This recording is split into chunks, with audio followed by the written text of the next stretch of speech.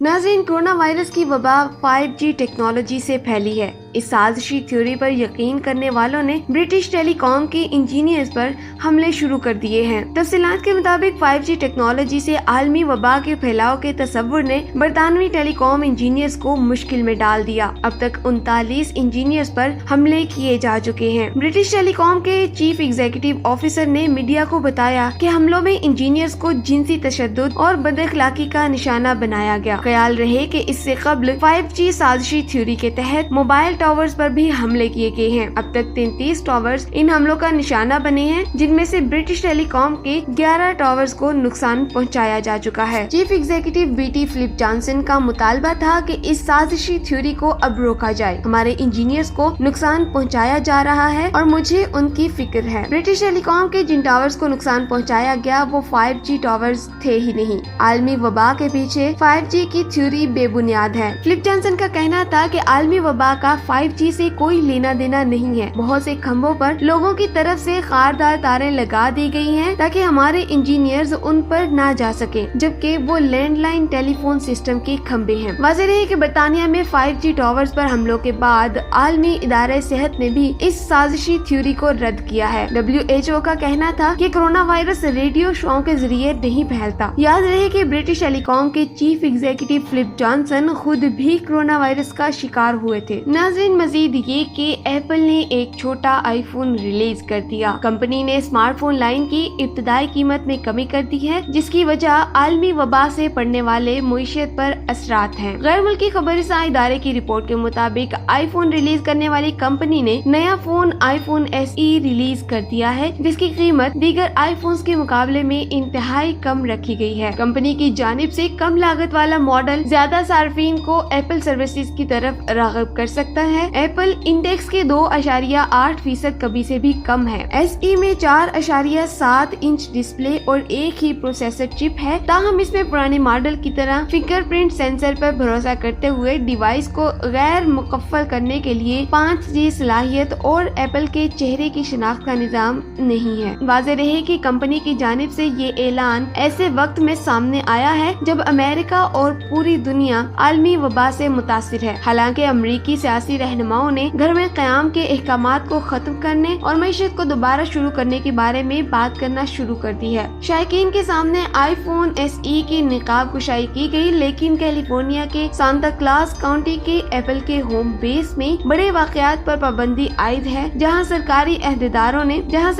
ओहदेदारों ने रियासत हाय मुत्तहिदा में पहले ही लॉकडाउन कर रखा है। एप्पल का ये सस्ता फोन कोरोना वायरस से